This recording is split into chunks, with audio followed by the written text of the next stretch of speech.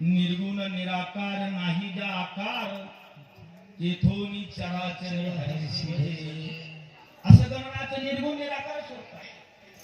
आणि ज्या दिवशी देव आकाराला येतो त्या दिवशी जयंती म्हणून साजरी केली जाते. विठ्ठल पालखी सुद्धा आलेली आहे आता गावामध्ये फिरण्यासाठी. तर इथे आम्ही सुद्धा आमच्या घरासमोर पूजा करून घेत आहोत. आणि इथे आईंनी मी आणि माझी जाऊबाई तिने सुद्धा पूजा केलेली आहे.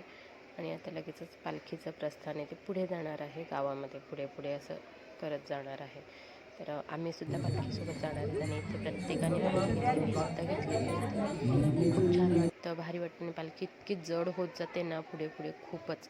आणि मग काय आपण फोटोशूट तर करतोच, गावातल्या सगळ्याजणी असतात. आणि इथे बघा एका ताईंनी तुळस घेतलेली, तुळशी वृंदावन म्हणे. कोणी फुगड्या घेतल्या तर कोणी गवळणी सुद्धा म्हटल्या. आणि बायांना असं म्हणजे खूप छान आनंद वाटतो.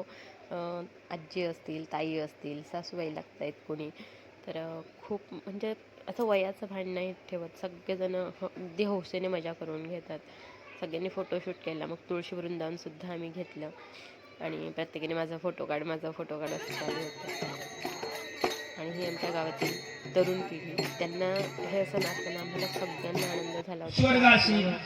तरुण मुलं असतील सर्वांच्या उपस्थितीमध्ये दिंडी प्रदक्षिणा झाली. गणरायाच्या प्रतिमेची मिरवणूक सर्व गावभर म्हणजे सर्व ठिकाणी मिरवणूक झाली.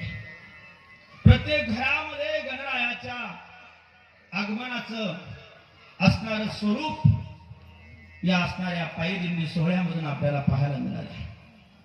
माता माऊली असतील, गवळणी गात असताना नाचून गाऊन आनंद प्राप्त केला, भजन गायली.